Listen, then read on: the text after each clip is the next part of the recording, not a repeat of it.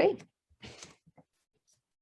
Good afternoon, everyone. My name is Victoria, and today I'll be presenting a short overview on the current applications of extended reality technology in medicine. Towards the end of this talk, I'll be referencing a device that is in early development, but not yet approved for clinical use. I have no other disclosures. So this afternoon, I'll be presenting the basics of extended reality technology, including augmented and virtual reality. And after establishing these fundamentals, I'll go through a few current healthcare applications of extended reality tech. And this is all in the hopes to stimulate thinking on how this technology can complement and better improve healthcare delivery in pediatrics. Extended reality is an umbrella term used to describe immersive technologies that blend physical and virtual worlds. This field is vastly growing and expanding into different aspects of daily life and is moving to become mainstream in the next few years. The term XR encompasses two subcategories, augmented reality and virtual reality. In augmented reality, or AR, your live field of view is enhanced by overlaid virtual information. And this virtual information can range from anything such as data, images, objects, etc. In contrast to AR, in virtual reality, or VR, you no longer have your own field of view. Instead, you're completely immersed into a fully virtual world with all virtual elements. More simply put, you can think of AR as a hybrid view with both live and virtual elements, while VR is a fully immersive, all virtual view. Let's go through some common real-world examples and then delve into applications in medicine. So AR can be accessed through platforms such as smartphones, tablets, but also through more advanced glasses as seen on the right. Some well-known real-world examples include IKEA Place, Pokemon Go, and Snapchat. IKEA Place is a smartphone app that overlays IKEA furniture into a live view of your home that helps you visually try on this furniture before purchasing. For VR, since these are fully immersive, all virtual experiences, individuals must put on a headset or head-mounted display to create a nearly 360-degree view of a virtual world. There are many companies that have designed VR headsets, two of which are shown here. And currently, VR is booming in the video gaming and entertainment industry. It's also expanded to help with training in various fields. Here you can see VR used to train pilots. And studies have shown that the use of VR simulation can actually help reduce flight training time. Let's move on now to explore some healthcare specific applications. And I've broken these down into a few categories that we'll explore in more detail: procedural, educational, diagnostic, and treatment.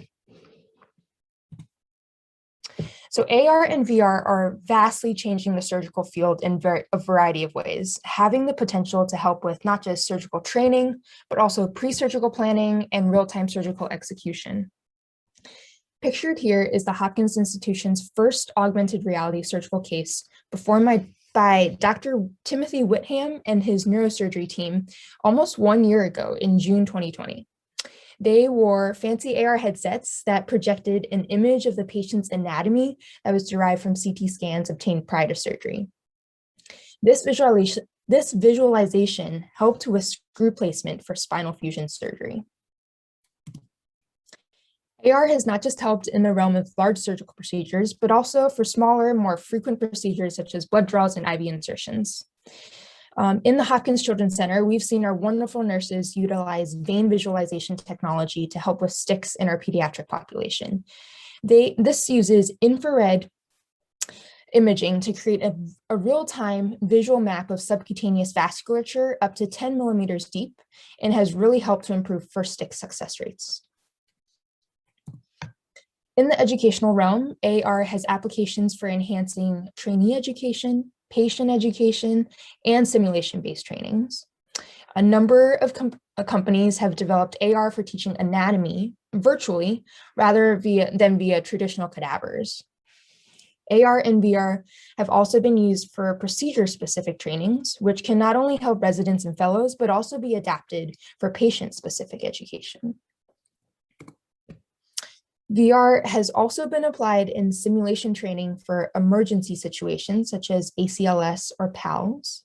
Here we see the technology used to train first responders in emergency scenarios. This training modality has many advantages, including time efficiency, incorporating interprofessional dynamics without needing to actually physically bring extra people in, and being able to program numerous algorithms and scenarios to help with training. Moving on now to think about diagnostics, here I'll present two more pediatric specific applications. So first, VR has helped aid concussion diagnoses by using infrared technology and optical cameras to perform eye tracking assessments. These quick 60-second eye tracking assessments can be completed at baseline and then after an injury to help identify ocular motor or ocular vestibular impairments to help inform concussion diagnosis. Companies such as this one shown here have been some of the earliest adopters of VR technology. Next, here we see a VR app that allows pediatric patients to simulate an MRI scan experience. The app not only talks you through what to expect when getting an MRI, but also provides a visual walkthrough from the perspective of the patient. Having a PEDS patient go through this VR simulation can help us answer a question that we're often faced with, whether or not this kid can actually behaviorally tolerate the imaging process, or if sedation will likely be required. VR and AR as treatment modalities have also begun to emerge. Currently, therapies are mostly in the neuro and psych fields, but studies have shown that this technology can help improve chronic pain, phantom limb pain, and specifically phantom limb pain seen here. One can also imagine how this technology could be easily adapted for exposure therapy to help treat anxiety and fears. And lastly, I want to take some time to showcase exciting new technology developed in collaboration with the Hopkins Applied Physics Laboratory and our ED team led by Justin Jeffers, Therese Canaris, and Keith Kleinman. Our research team is working to create an AR app on Google Glass to provide feedback during CPR compressions. The AR interface, as shown in this red box on the computer screen, sorry it's so tiny, is displayed on the compressor's field of view at the top right-hand corner. The interface provides real-time feedback and tells the compressor if they need to go faster, slower, push deeper, or push more shallow. So we essentially take a QCPR coach and place it onto your glasses in field of view. By doing so, we hope to provide potential benefits of improving CPR quality and reducing personnel resources, especially in limited community settings. More exciting stuff to come. I'll close by mentioning some of the challenges of extended reality technology. XR tech collects and processes huge amounts of data for real-time application. Oftentimes, this data is deeply personal, providing information about what you do, what you look at, and even your motions at any given time. And so privacy and regulation are huge concerns, especially in medicine. Additionally, the cost of developing and implementing these technologies are currently quite high. However, as with most technology, with more development comes improvement in pricing. Lastly, there are still some technical and hardware issues to solve, which include but is not limited to depth perception, motion tracking, connectivity, etc. But despite all these challenges, XR technology continues to improve with each day. Just 3 take-home points to wrap us up. XR technology is here and continues to expand and evolve. The promise of XR applications spans multiple domains of healthcare. And lastly, we should all continue to explore how XR applications can complement and improve healthcare delivery in pediatrics. These are my references. Thank you so much for your time. Great. Thank you so much, Victoria. That was really fantastic, and I think highlights a really powerful technology that I think has a lot of applications that we'll be hearing about more in the future. So thank you for sharing that with us. And with that, I'm going to turn it over to Dr. Alicia New, who is a professor of pediatric nephrology and the chief of our division of pediatric nephrology, who's going to provide us with a divisional update.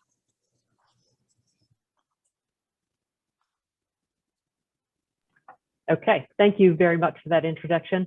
I want to quickly give you an update of the Division of Pediatric Nephrology and the Harriet Lane Kidney Center. I think most of you know that we provide comprehensive, multidisciplinary, patient-centered care, and many of you interact with us on the inpatient side. But we have robust outpatient clinical programs, one of which Tammy is going to describe during her grand rounds today. We also have the only freestanding outpatient hemodialysis unit for children in the state of Maryland. We have a nationally regarded fellowship program that's supported by a T32, and all of our fellows are provided the opportunity and support to get an MHS from the Bloomberg School of Public Health. And then we have a very strong advocacy program. Most of the members of the division participate in national and international patient advocacy groups. We have frequent representation on Capitol Hill for to meet with congressional leaders. And then we have our patient-centered programs, including an overnight camp for kids with chronic kidney disease every year. But what I really want to do in the short time that I've been provided is give you an update on some of the research that the faculty are doing. Everyone in the division is engaged in robust clinical research. My research focuses on the clinical care and outcomes of children with chronic kidney disease, and I currently lead a couple of national and international multi-center collaborative projects focused on this. Jeff Rajowski has an interest in both in preventable kidney disease, both from exposure to toxicants, including heavy metals, as well as acute kidney injury in hospitalized patients, primarily from nephrotoxic exposure. And Jeff is the lead for the NINJA program here at the Johns Hopkins Hospital, which many of you are aware of. It focuses on preventing nephrotoxic-induced acute kidney injury in hospitalized children, but he has expanded it outside of the NINJA population to the entire Children's Center, including the ICUs. Meredith Atkinson's research has focused on chronic kidney disease in children. She is the center PI for the C-KID study. Her research is focused on defining risk factors for an optimization of anemia, as well as bone and mineral metabolism disorder, as well as looking at risk factors for progression of chronic kidney disease. More recently, she's received funding to look at children with lupus who develop lupus nephritis, and she has a P50 pilot award to develop a computable phenotype to use the large data set PEDSNet to identify and describe outcomes in children with lupus nephritis. And then finally, she's the co-investigator on a NIH study to look at outcomes in babies who are born with bilateral renal agenesis. Tammy Brady, who's our speaker today, has a focus on optimizing cardiovascular outcomes for children, including those with obesity and those with chronic kidney disease. She's going to be describing her innovative clinical program to address obesity-related hypertension, but she also has funding to look at diet quality and sodium intake on preclinical cardiovascular measures, and another P50 award to investigate association of mood disorders and adverse childhood experiences in cardiovascular risk factors. She has significant leadership roles, including the chair of the AAMI SPIGBO Monitor. She put that in there just so I'd have to try to say that committee, and the AMA validated device listing. Both Tammy and Meredith and Jeff have leadership roles in our national organization, the American Society of Pediatric Nephrology. And in fact, Meredith is the current secretary treasurer and will ascend to the presidency of that national organization. Cozumel Pruitt's focus has been on improving self-management, patient engagement, and shared decision-making and medication adherence in patients with CKD and end-stage kidney disease. She leads the establishment of 2 patient and family advisory councils for 2 of the largest multi-center collaborative studies in the country, NAPRTIX and C-KID, and is repeatedly invited to speak at national meetings on these topics. She's also PI on a grant to develop and implement a peer mentoring program for adolescents with kidney transplant. Rebecca Rupner's focus is on chronic kidney disease, and her most recent study evaluates pubertal development in kids with CKD, for which she had pilot funding. And more recently, she's leading research groups to look at a multi-center collaborative project, the Standardizing Care to Improve Outcomes in Pediatric End-Stage Kidney Disease, where she's looking at the epidemiology of hemodialysis access-related infections and the cost of caring for those infections. She too has leadership roles in our national organization, the ASPN, and is currently chair of the Member Education Committee. Olga Charnaya's interest is transplant related. She currently is funded by a KL2 Clinical Research Scholars Award with the primary focus of looking at matching between kidneys and recipients and the impact of that matching on outcomes, as well as the ability to get future transplants. In addition, she's looking at racial and ethnic disparities in pediatric kidney transplantation, as well as risk factors for COVID-related morbidity and mortality in children with chronic illness and solid organ transplant. As I mentioned, we have a nationally recognized fellowship program. We currently have 3 fellows. They're all obviously engaged in scholarly activities. Katie Jones is completing a study to look at factors that influence recognition of acute kidney injury in hospitalized children. Hannah Kim has a funded study to look at puberty in children with chronic kidney disease. And in fact, her abstract presentation of this work received the ASPN Fellows Presentation Award. And then our newest fellow, Zach Newton, is interested in looking at associations between vitamin D and hypertension in children with chronic kidney disease. Many of you may know that Barbara Fivish is going to be retiring at the end of this academic year. And so although she is not currently actively engaged with the division, none of the work that I just presented could have been done without her work. She literally built this division from the ground up and created an environment of collegiality and support that allows us to provide excellent clinical care, the highest standards of education, and this robust clinical research. So with that, I will stop sharing, and then I will try to escape and introduce Tammy. So Tammy Brady is currently an associate professor of pediatrics at Johns Hopkins. She's also a core faculty member at the Welch Center for Prevention, Epidemiology, and Clinical Research. As I mentioned before, her career has really focused on optimizing cardiovascular health in children, and she is a national and internationally recognized expert in this area. She is going to present for us today the work from her, again, really innovative clinical program, the Renew program.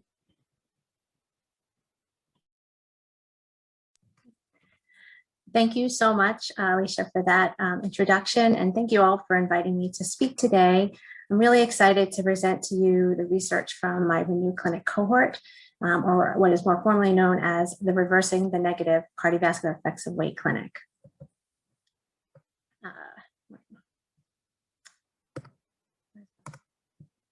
It's not my first presentation. I don't know why it's not advancing. You may have to go down to the bottom left-hand corner, and there should be like a little arrow. Okay, right there. Okay. All right, so I have nothing to disclose. And so my goals for today are to describe the cardiovascular implications of obesity in children and adolescents, as well as review the latest research from the Renewal Clinic Cohort study. So as many of you likely recognize, obesity is a risk factor for hypertension, dyslipidemia, insulin resistance, and diabetes. And each of those conditions are significant risk factors for cardiovascular disease. And this is important for us to recognize as pediatricians because the antecedents to adult disease do in fact begin in childhood. And in fact, 3.5% of all children have hypertension, 1/3 have overweight and obesity, and 20% have dyslipidemia. So we as pediatricians are taking care of almost 25 million children with one or more of these risk factors. And so just thinking about high childhood blood pressure first, this is a risk factor for the development of left ventricular hypertrophy, which is the pathologic remodeling of the heart in response to an increased afterload. And it's not only associated with this in childhood, but it's also associated with this development in adulthood. And it's in adulthood where this is known to be associated with myocardial infarction. In addition, high childhood blood pressure is associated with increased carotid intima media thickness, which is a marker of atherosclerosis that can be seen non-invasively by ultrasound. It's also associated with increased CIMT in adulthood, which is then known to be associated with myocardial infarction and stroke as well. High childhood blood pressure is also associated with increased coronary artery calcifications, as well as increased in kidney disease in adulthood, both of which are associated with MI and stroke in adulthood. And really antecedent to all of this is obesity. And again, it's important to have this lifespan approach as we think about cardiovascular health promotion, because many of us are born with healthy arteries and healthy hearts. And it's only when we're exposed to unhealthy weight and increase in fat mass that we develop these increased cardiovascular disease risk factors. And then we ultimately develop increased CIMT, as well as heart disease, and then ultimately have cardiovascular endpoints.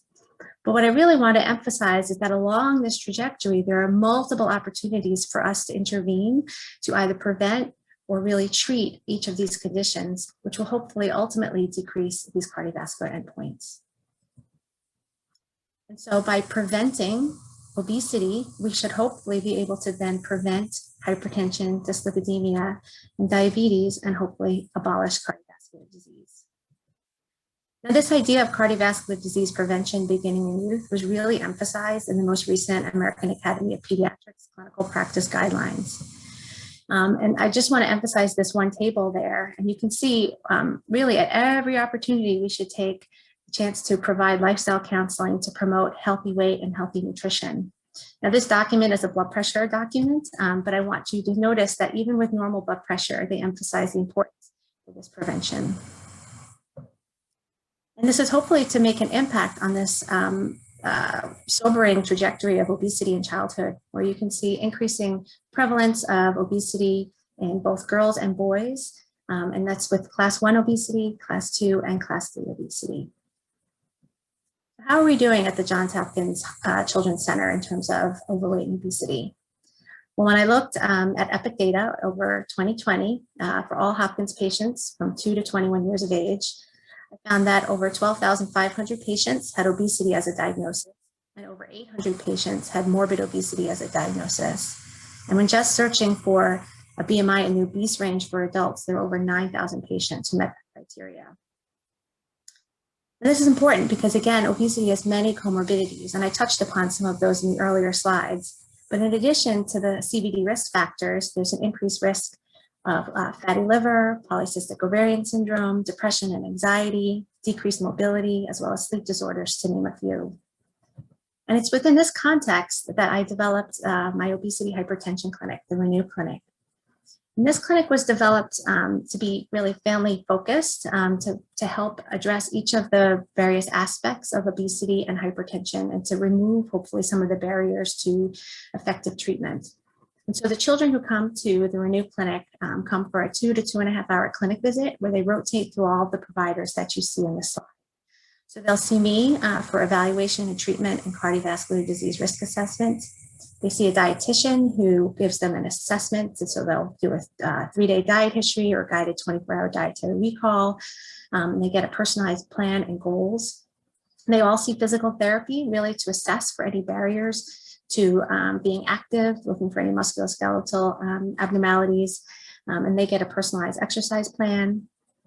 Each of the patients also sees behavioral psychology, and honestly, this is probably the most important part of the clinic, it turns out. I always knew that I needed to include behavioral psychology, thinking that this would be important for motivational interviewing and for someone to help assist kind of how to best implement the heart healthy lifestyle that's being prescribed. I tell all patients, you should eat less, eat smarter, and move more, but how they are able to actually implement that in their life is really personalized. And so that was one of the main goals. But as I will share later, there's a lot of comorbid anxiety and depression. And so this aspect of the clinic really is essential. And then all children who are seen in the clinic undergo cardiovascular imaging to look for measures of target organ damage, specifically LVH. So in this clinic, we're able to assess some of the cardiovascular or some of the comorbidities with obesity that you can see here. And this clinic really allows me to provide, or allows us to provide individualized, multidisciplinary, and family-based care. And it really optimizes the opportunity for close follow-up and monitoring and continual evaluation. So all children, when they come to the clinic, are given this Heart Health Navigator. And this is really helpful for several reasons. One, it helps remind the patients who they have yet to see. And then it also allows us as providers to have real-time communication during the clinic visit. So after I see the patient, I will provide them goals about weight loss and medication changes. And so by the time Jeff Garofano and Pediatric Psychology sees them, we'll say, oh, well, Dr. Brady said we need to do this. Let's figure out how we're going to make that happen. And then the dietitian as well will give their goals. And so it allows us to have real-time communication. And then it also serves as an additional educational piece that the families will go home with this in addition to their after visit summary. We like to incentivize the patients who come, thinking that if we incentivize them and it provides them some success, that hopefully that success will get future success with their weight loss and heart healthy behaviors. And so you can see here, they can get points for doing various things.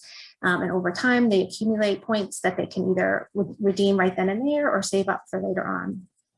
And in addition, all children who need a scale are provided with a scale, as well as some other things to help them along their journey. Pre-COVID, we were offering free Y memberships. So I was able to get funding from the Thomas Wilson Sanatorium to provide this. And so children and families who were able to sort of come up with a goal, either by writing it down or drawing a picture, were given a 3-month free family membership to the Y that they could redeem for up to 4 times to get a total of 12 months of free membership. So that we can help them show that being active can be fun and help promote a heart healthy lifestyle. In addition, that Thomas Wilson grant enabled me to develop some other online resources. So many children have challenges being active. And so we developed videos on how to be active in a small space. And so we have on our website, again, various resources that are available. And so this is a link to the video. And then there are also others down here that allow them to do other sorts of stretching and other exercises. In addition, we have a video showing them how to make quick and cheap healthy meals. You can see here, this is just a snapshot. And in addition, there's a list that basically gives them grocery lists to make all of the meals in the video, and then how much each meal costs, and then how to make each one. We have some new fun sodium infographics to emphasize how to decrease sodium in their diet. And coming soon, we'll have some resources on how to measure blood pressure at home, in addition to this Excel spreadsheet that allows them to record their blood pressures, and it'll provide them rolling averages as they do so. So the Renewal Clinic has been in existence for 6 years, and all children who are seen in the Renewal Clinic are invited to participate in the Renewal Clinic Cohort study, which is really a longitudinal registry of patients. Children and families who agree to participate, we abstract data from the clinic record and put it again in that registry. We've had 109 unique patients agree to participate, and we have up to 14 follow-up visits. The age range is anywhere from 4 to 21 years, with the mean being 13. 40% are female. The majority of the participants are Black, with 15% white and 9% other. And these are individuals with extreme forms of obesity. The mean weight is around 230 pounds. The mean body mass index is 39, with the range being anywhere between 22 and 72. And remember, the obesity threshold for adults is 30. And this is just an example of somebody I saw last month who, and you can see here, this is the extended BMI chart. And unfortunately, this individual is off of the extended BMI chart. All children who come to Renew Clinic have their upper mid-arm circumference measured so that I can select the best cuff size for them. And you can see here the spread of individuals requiring each of the cuff sizes. And again, about a third of the children have comorbid depression and anxiety, a third have ADHD, and over half of them have some form of sleep disorder. And interestingly, only about 50% of the kids who come to Renew end up with a diagnosis of hypertension. And you know, the children who are referred to Renew really just need to have at least one elevated blood pressure, as well as overweight or obesity documented in the chart. And I should also remind everybody that hypertension is defined as the sustained elevation in blood pressure over several visits. And so it's not necessarily surprising that not all of the children end up with the diagnosis, and I think likely related to some of the challenges with measuring blood pressure in these individuals. And so here's just something I took from REDCap for this, and it's something ripe for collaboration with somebody, because it's something I would love to investigate more formally. But here you can see, so all of the children when they come to Renew Clinic have an automated blood pressure measured in triage. And then when they're in the clinic with me, I take 3 manual blood pressures after 5 minutes of rest, seated, and adhering to all of the blood pressure measurement guidelines. And just you can see here, on average, the blood pressure in triage and the first manual blood pressure I get, it's about a 10 millimeter of mercury difference. And you can see here with the third manual blood pressure, it decreases further, which is not surprising with the regression to the mean. So moving on to some of the research initiatives. So one of the first studies that I conducted in the Renew Clinic was with Leah Madrano, who was a medical student who took a year off to conduct clinical research. And you can see here some familiar names who collaborated with us on this project. And she was really interested in looking at how mood disorders associated with the CVD risk factors in the kids in Renew. And the rationale for this study was based on this AHA scientific statement that showed how major depressive disorder and bipolar disorder really predispose youth to atherosclerosis and cardiovascular disease. Now, the prevalence of depressive disorder and bipolar disorder in adolescents is about 10%. And it's really considered a tier 2 moderate risk condition for cardiovascular disease. So in this schematic, you can see the tier 1 and tier 2 risk conditions. And here is major depressive disorder and bipolar disorder. And you can see it's listed among some pretty significant conditions, nephritic syndrome, Kawasaki disease, HIV. But I want to highlight here that if individuals have 2 or more risk factors that are listed here, then they move to tier 1. And these risk factors include hypertension, obesity, sedentary lifestyle, and poor diet. So the children who are seen in Renew who have any kind of mood disorder are really moved up to the tier 1 risk factor. And there's lots of potential reasons for depression and anxiety, or depression and to be associated with CVD. Some of it's related to medications to treat depression, but there's also some behavioral and environmental factors at play, as well as other pathophysiological factors. So in this study, we looked at the children in Renew, and we determined which ones had a mood disorder so that we could compare those with mood disorder to those without. And we defined mood disorder as either a clinical diagnosis of depression or bipolar disorder, a documented history of suicidal ideation, or a PHQ-9 score of 10 or greater. And I should mention all children in the Renew Clinic have this screening questionnaire done at each visit. And so here is one of the tables from our paper, and you can see that where we have the children with mood disorder, there are 18 out of the overall 49 included who had a mood disorder, and 31 who did not. And things to highlight are that children with mood disorders tended to be older, have a higher BMI, greater waist circumference, and a greater waist to hip C-score. In addition, those with mood disorder were more likely to have a history of suicidal ideation, as well as a comorbid anxiety disorder. They were more likely to be on an antihypertensive medication, and they had a higher systolic blood pressure when looked at it just in raw millimeters of mercury, or when looked at it as an index. And just to explain index, as you all know, blood pressure norms vary based on age, sex, and height. in children. And so in order to compare blood pressures amongst children across the pediatric age group, an index is commonly used, and that's the average measured blood pressure divided by the hypertensive threshold, or in this case, it was the 95th percentile blood pressure. So any index of 1 or greater is in the hypertensive range. In addition, children with mood disorder had a greater prevalence of hypertension than those without. And then on multivariable regression analyses, we found that mood disorders were significantly associated with hypertension, even after adjusting for all the various confounders listed there in our sequential models in this cohort of children. So another project that I worked on in the Renewal Clinic Cohort was with Colleen Hanlon and some other, again, people that you'll likely recognize. And Colleen is a graduating medical student. And she was very interested in looking at how obstructive sleep apnea associated with left ventricular hypertrophy in the Renewal Clinic children. And, you know, when you think about sleep disorders, it's really a spectrum. So primary snoring, sleep fragmentation, and with the most extreme form being obstructive sleep apnea. And anywhere between 3.5% to 14% of youth with sleep disorders have elevated blood pressure. And this can even be inadequate sleep duration, so less than 7 hours a night, or poor quality sleep.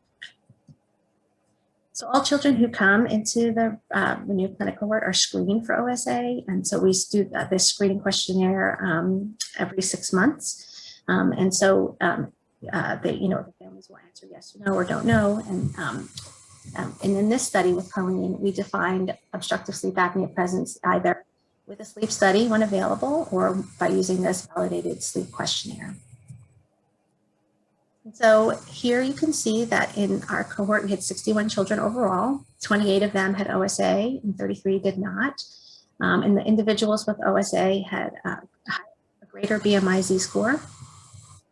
And that there was really no difference in blood pressure between those with and without OSA, although the children with OSA had a greater left ventricular mass index than those without. And also, as I'll get into in a few slides later, there are various ways in which you can define left ventricular hypertrophy. There's some more historic definitions and the more contemporary definitions. And children with OSA were more likely to have LVH when it was defined as an LVMI at or above 38.6.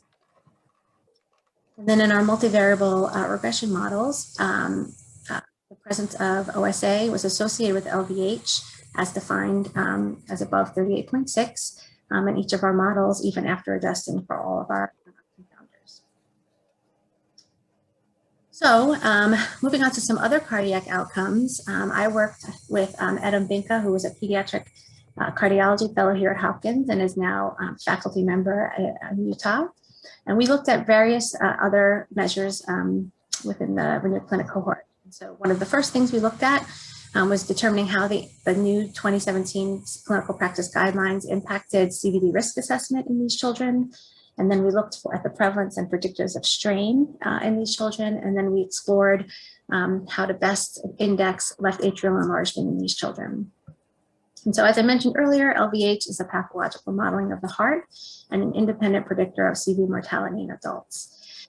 And many studies have shown that adults with LVH are more likely to have CV morbidity, and LVH in adults is defined as an LV mass index of above 51. And I'd want you to remember this number because this will be important as we move forward. So adults with an LVMI above 51 are at 4 times increased risk of CV morbidity and mortality. However, there's really no outcome data in children to define what's the best definition of LVH.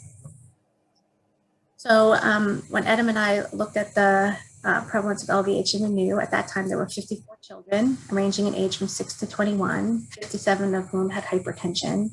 And you can see here the prevalence of LVH in our population varying by each of the definitions. And really, it was really quite remarkable that the kids in Renewal Clinic had 1.8 to 2 times higher prevalence of LVH compared to what's been published in the literature overall.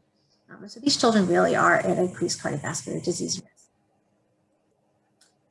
So Adam looked to see if there were any predictors of LVH based on, again, sort of these historic definitions and then the more current LVH definitions. And these are what the CPG is advocating to define LVH as. So again, at above 51, which is the adult cut point for LVH, and then there's other ways in which you can index by body surface area. And so things to highlight, children who had LVH according to the newer definitions tended to be older, tended to have greater measures of adiposity. Really no statistically significant difference in systolic blood pressure Z-score, although you do see a trend for higher Z-score in the more current LVH definitions. And really no difference in percent with hypertension. In our multivariable models, looking at hypertension and BMI, really BMI was a significant predictor of LVH defined by the current definition, even after adjusting for various confounders, including hypertension. So again, we also looked at strain, and this is a form of myocardial deformation analysis. And so with each cardiac cycle, there's changes in the dimensions of the myocardial fibers. It's thought to be another way to assess LV function. The more negative the number, the better. And there are 3 components of strain that you can look at that's listed here. And so there were 51 kids who had LV longitudinal strain data at the time of our analysis, and over 50% of them had abnormal measures of strain, and there were 40 kids who had LV circumferential strain data, but only 13% were abnormal. But a significant number, I mean, this was pretty striking to me of how many had abnormal strain. When we looked at various baseline characteristics associated with each of those measures of strain, for longitudinal strain, really the only difference that was found is that those with normal strain had a higher ejection fraction than those with abnormal strain, and that those with normal concentric strain or circumferential strain had a greater prevalence of being African American compared to those with abnormal strain. And in each of our multivariable analyses, we did not find any association of hypertension or measure of adiposity with abnormal strain, either longitudinal or circumferential. And then we looked at left atrial enlargement. So in adults, obesity and hypertension are associated with left atrial enlargement, and this is thought to be lead to an increased risk of stroke, AFib, and death. Left atrial volume increases with age and body size in children, but the best indexing method to account for comorbid obesity is lacking in kids. So we explored LA volume when indexed according to body surface area, height to the 2.7 power, and body surface area to the 1.08 power. And we determined left atrial enlargement to be those in the highest tertile of each indexing method. And we looked at various risk factors. So you can see here, these are the various models looking at hypertension as a risk factor for each of these measures of LA enlargement and BMI. And really none of the models showed a significant association with any of the measures of left atrial enlargement. So I just was fortunate to work with Jaritha Abdul Rahim, who is a third-year medical student. She just got this paper published in Journal of Pediatrics. And we actually were fortunate to work with Adam on this, and I'm specifically highlighting him with this paper because he was really instrumental in helping us get some control data for this paper. So left ventricular diastolic dysfunction predicts the development of heart failure in adults. It signifies poor cardiac relaxation and filling, and is associated with hypertension and obesity in adults. And it's used as a screening tool in at-risk adults, but it's not consistently assessed in children, and there's really no pediatric definitions. And so any of you who look at echo reports may notice some of these ratios. So there's 3 separate ways in which you can assess LV diastolic dysfunction. Each has their strengths and weaknesses, and they typically, at least in a research manner, are looked at sort of together. And so what we did in this paper is we looked at each measure of LV diastolic dysfunction with adult definitions, which you can see here. And then we generated pediatric definitions based on percentiles of based on a distribution of an age, sex matched control population of children who did not have hypertension, who had a normal BMI. So here you can see these are the characteristics of the Renewal Clinic Cohort participants who were included in this study and the control participants. And as expected and as designed, the control participants were much had a much more normal or lower weight and measure of adiposity, had lower blood pressure, and actually had lower LV mass index, LVH, and measures of diastolic dysfunction. This was the distribution of the control cohort and what we ended up using as the cutoffs for diastolic dysfunction in for our pediatric definition here. And so in the Renewal Clinic Cohort, we defined the prevalence of LV diastolic dysfunction by adult and pediatric criteria. And what you can see here is that even using adult criteria, there was anywhere between 1% and 2% had diastolic dysfunction. And this is pretty remarkable because even in some populations of children known to be at increased CVD risks, like children with rheumatologic disease and chronic kidney disease, some studies report zero prevalence of diastolic dysfunction. And then looking at the prevalence of diastolic dysfunction using our pediatric criteria, anywhere between 19 to 28%. Now this is a busy slide, and part of the reason I put it there is I'm very proud of all the work we did. But here we looked at the characteristics of participants in the Renewal Clinic Cohort with and without diastolic dysfunction on each of the definitions. So I'll just highlight here the more significant results. So you can see here, so these are the individuals with diastolic dysfunction according to the E to A ratio. And so individuals with diastolic dysfunction were older, more likely to be male, and African-American. They had higher weight and higher blood pressure, both by millimeters of mercury as well as Z-score and index. Higher diastolic blood pressure, were more likely to be hypertensive on BP meds, and also had a higher non-HDL cholesterol. And then when we looked, we did our multivariable regression analyses to look to see if any of these CVD risk factors were independently associated with LV diastolic dysfunction. What we found was really only diastolic blood pressure Z-score was associated with LV diastolic dysfunction when defined as the E to A ratio. And this really persisted despite multivariable adjustment.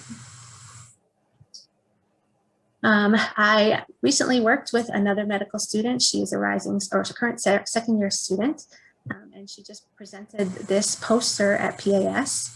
She was interested in looking at how birth weight, sodium intake, and CVD risk factors associated with each other amongst children in the cohort.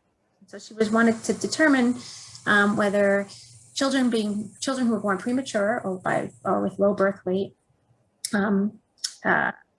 to look at the association with their CVD risk factors and to explore whether this association was modified by dietary sodium intake.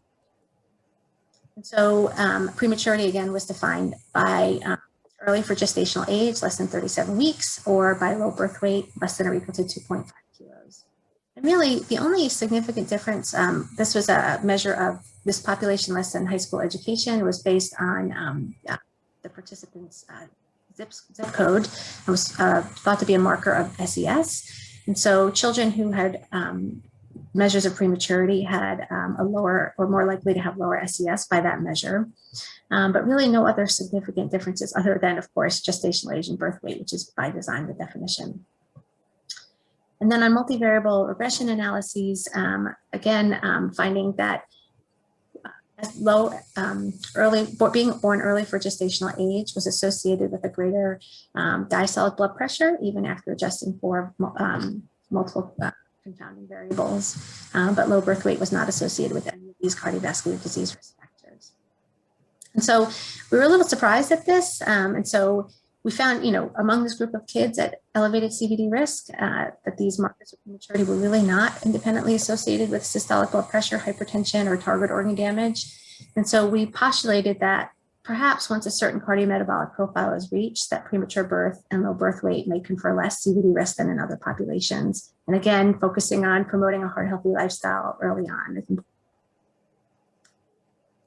One of our ongoing studies is being conducted by Diane Vista, listed here. She's one of the dietitians in the clinic. And we were really interested in looking at resting metabolic rate of children with obesity and hypertension.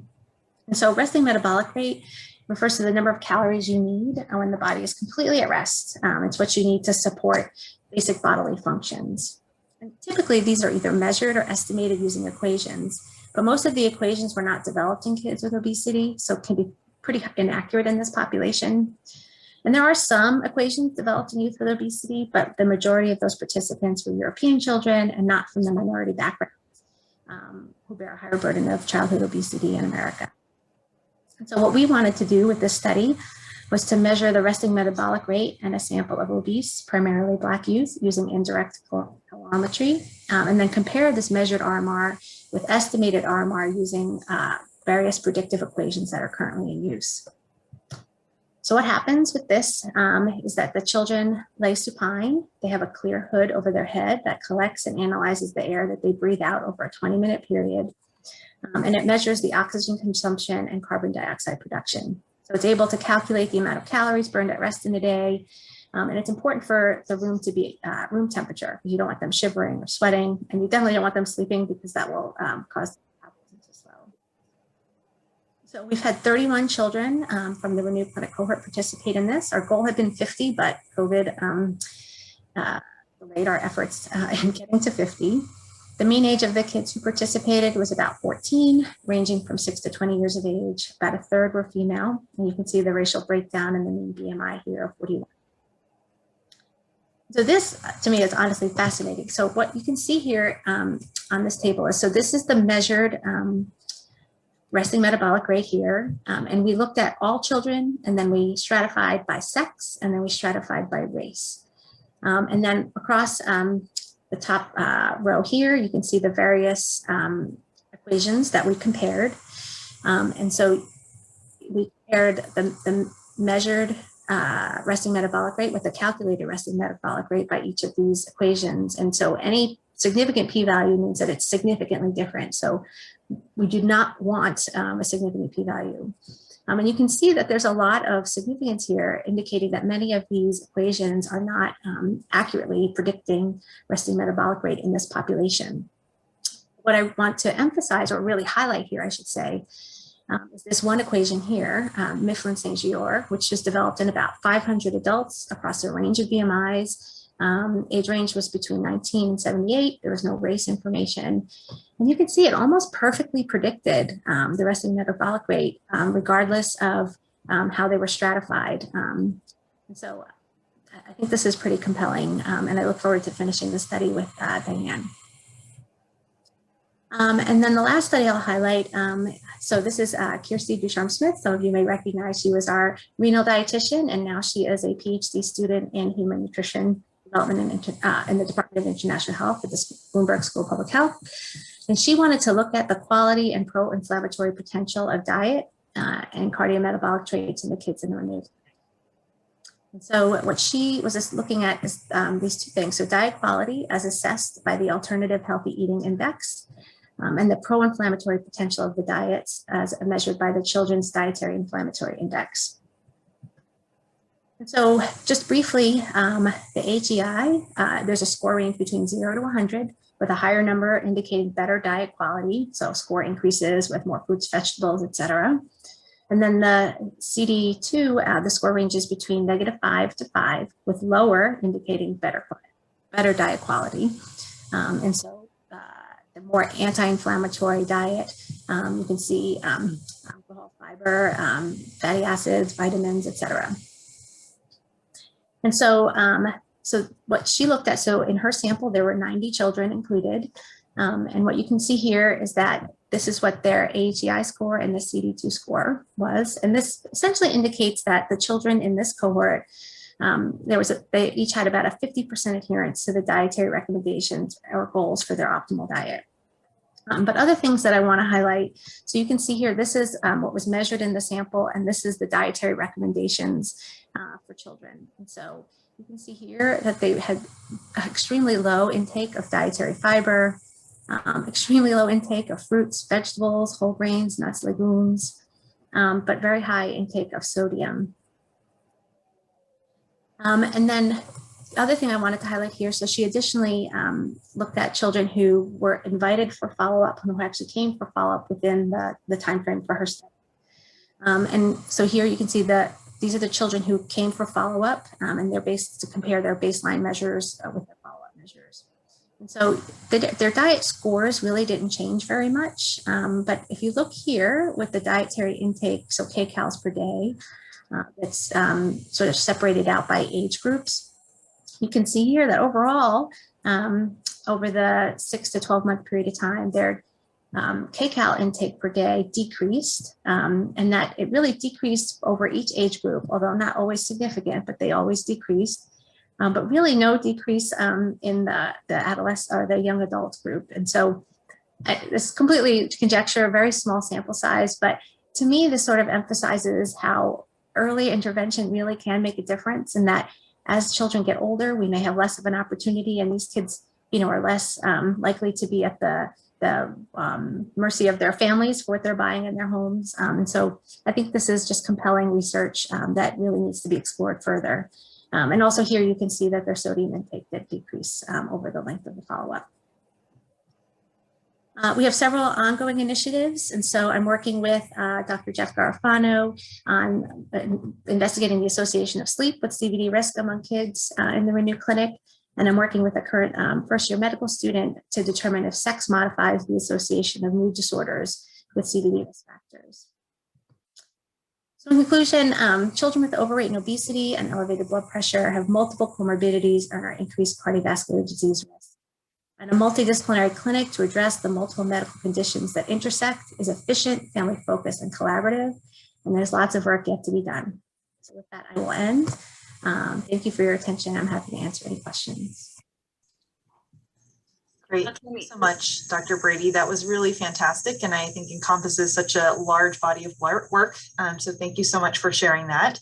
I have my eyes on the chat, so please feel free to enter any questions that you might have for Dr. Brady in the chat, or feel free to unmute. But you're getting some comments here, just saying what a great job, appreciating the multidisciplinary collaboration. Tammy, this is Maggie Moon, and I want to second that. I'm really impressed with how effectively you expand your research to students and residents. It's really absolutely wonderful. What a model for what we intend sort of academic medicine to offer people. I'm really, really impressed.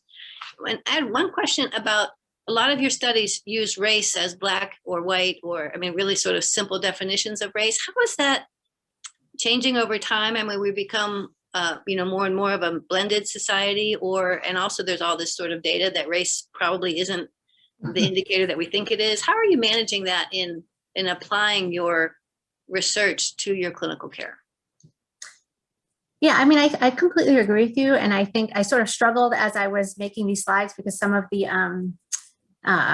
so I think as we started this research, it was at a time before we really are recognizing how it's really not a biological construct, it's more of a social construct. And so I think it's something it's important to describe, but I don't know, I think maybe more historically. So I'm not really sure. I think it's something that we really need to keep in mind and look for other measures of potential barriers and biological mechanisms for risk in these kids. Great, thanks. Great. Well, we have just one more minute here. So if anybody has a burning question, feel free to enter it in, and we'll just give it a couple minutes or a couple of seconds. And then if nobody has anything, then we'll go ahead and close this grand round. Hope everybody has a fantastic rest of your Monday and week, and we'll see you back here in a week. Thank you again, Dr. Brady and Dr. New, again, for your presentations. We really appreciate it. Thank you. Question? Yep, go ahead. In a community like a rural practice to measure the blood pressure, self-monitoring at home for obese children, any particular devices you like the parents to use? Looks like the wristband is not that reliable and the fingertip is not reliable. So how do you ask them to monitor the blood pressure? So I could probably give a whole grand rounds on this. So this is one of the biggest challenges, I think. So it's important to recognize that devices are frequently not validated in children. They're often validated in adults. That said, the adult validated devices do include children 13 to 18. So I think the most important thing when measuring blood pressure is to make sure that whatever device you get has the appropriate size cuff, and that you do use an upper arm measurement, and to really avoid using the wrist measurements. None of our norms are based on the wrist measurement. And in fact, many people don't recognize how to take a wrist measurement. You're supposed to actually have your arm up like this, because the cuff has to be at heart level, regardless of how the blood pressure is being measured. But that said, it's really, we should avoid the use of wrist measurements, getting a blood pressure device that has a cuff size that it accommodates the arm for the individual. And so Life Source has several that actually accommodates the larger arms. And I'm happy to share that with you. And some of them have been validated in children. Great, thank you so much. And it looks like you do have one more question from Dr. Dover before we go. To what do we attribute left ventricular hypertrophy in children who do not have high blood pressure? Yeah, I think that's just a testament to their significant obesity. And so it's not, so there are various, so the heart can remodel in various ways in response to this increased afterload. And if the increased afterload can be related to just increased body mass, as you can see with obesity. And so that's one of the challenges that I have, is trying to tease apart how much of what I'm seeing is related to their blood pressure and how much of it is their obesity. But regardless, since my main focus is these heart healthy lifestyle, it's really just telling them, like, this is really a wake-up call. We really need to work to get your weight in proportion to your height so that we can promote your heart health. Great. Well, thank you so much again. And I'm going to go ahead and close the meeting, but thank you to all of you who are still here with us. And again, thank you, Dr. Brady and Dr. New.